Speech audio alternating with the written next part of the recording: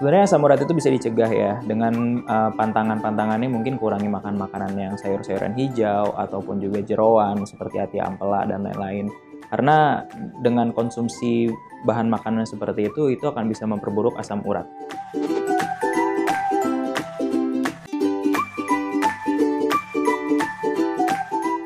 Halo geng sehat, ketemu lagi bersama saya Dr. Daniel Bramantio.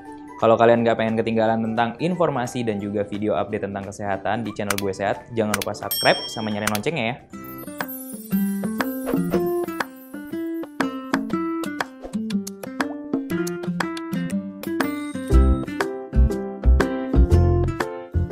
Oke, jadi asam urat itu sebenarnya kan penyakit yang sering terjadi pada sendi ya, terutama sendi-sendi kecil.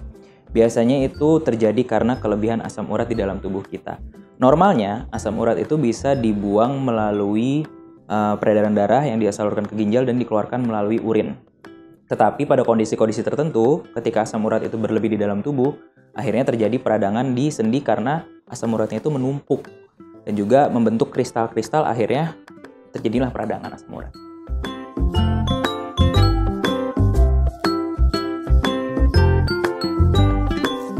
Oke, gejalanya itu biasanya sih rasa nyeri sehingga tidak bisa berjalan atau beraktivitas, rasa kaku, dan juga biasanya timbul warna kemerahan yang kalau disentuh juga rasanya nyeri sekali. Itu gejala khas yang terjadi pada asam urat dan itu biasanya terjadi di sendi-sendi kecil. Di mana sendi-sendi kecil itu adalah mungkin sendi-sendi jari kaki atau juga bisa juga di jari tangan, seperti itu.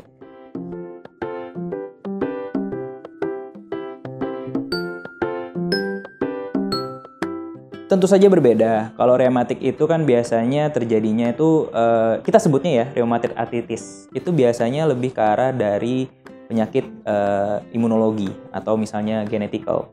Itu biasanya juga menyerangnya sendi-sendi besar seperti sendi lutut atau sendi tangan juga yang besar. Tetapi kalau si asam urat tersebut itu biasanya terjadi karena pola hidup. Nah, pola hidup itu dalam artian kita mengkonsumsi makanan-makanan yang mengandung tingginya purin namanya. Nah, purin itu membentuk asam urat di dalam tubuh. Nah, itu bedanya terjadinya antara si rematik atau rheumatoid arthritis dengan si asam urat yang biasa kita sebut dengan gout. Seperti itu.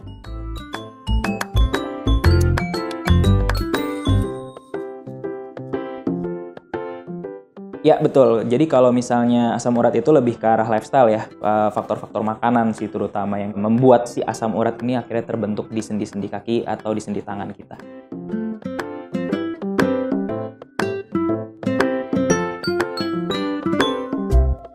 Kalau asam urat sih sekarang ya saya lihat itu karena faktor dewasa muda juga sudah mulai banyak yang tidak menjaga pola makan ya.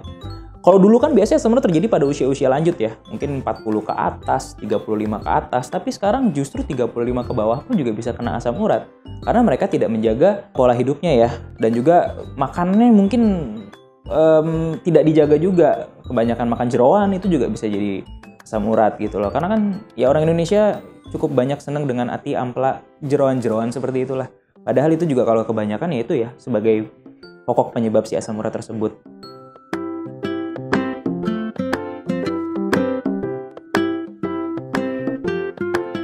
Oke, komplikasinya itu sebenarnya yang paling sering itu kalau asam uratnya sudah parah itu akan terbentuknya tofus. Nah, tofus itu merupakan benjolan yang cukup besar, isinya tuh cairan ataupun juga kristal dari asam urat tersebut yang sudah padat dan dia membengkak. Itu biasanya akan sering timbul di sendi-sendi kaki, biasanya di ibu jari kaki karena itu kan yang cukup besar ya sendinya. Nah, di situ kalau sudah terbentuk tofus itu rasanya sangat nyeri sekali hingga tidak bisa berjalan. Dan ya tindak lanjutnya kalau sudah terjadi tofus biasanya akan dilakukan operasi ya pembuangan si tofus tersebut gitu. Dan juga yang kedua itu biasanya terjadi komplikasi terhadap ginjal. Apa sih yang terjadi? Ya itu tadi yang seperti saya bilang, normalnya kan asam urat itu kita buang melalui ginjal dan menjadi urin ya. Tetapi kalau kebanyakan dia akan menumpuk di ginjal dan akan terbentuknya batu ginjal. Jadi batu apa dia? Batu oksalat asam urat. Nah itu komplikasi dari si asam urat tersebut.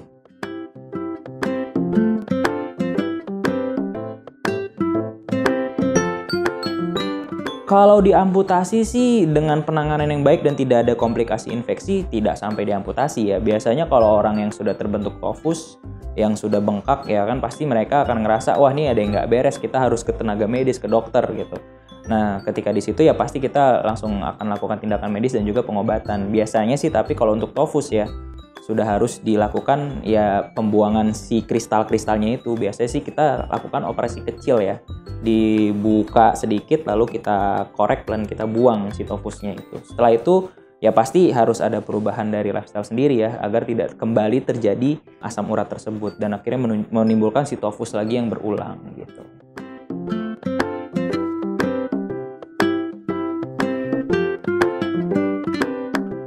Yang jelas sih satu ya, kembali lagi ya, jaga pola hidup. Kurangi makan makanan yang tinggi purin seperti sayur-sayuran hijau, kayak kangkung atau bayam. Itu kan sayuran hijau tuh memang tinggi purin. Lalu juga kayak jeroan-jeroan itu juga wajib dikurangi sih. Lebih ke arah menjaga lifestyle saja.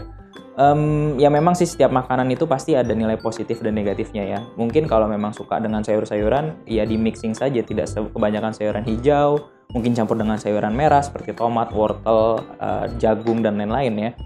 Jadi ya lebih ke arah jaga pola makan sih.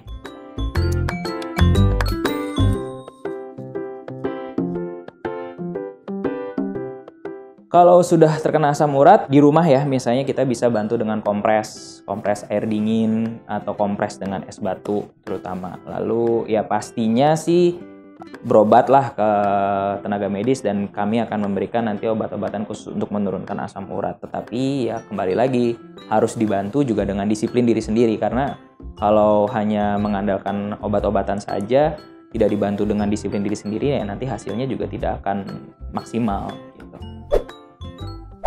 Nah gimana kalau kalian suka sama video ini? Jangan lupa di like, komen, dan juga di share ya.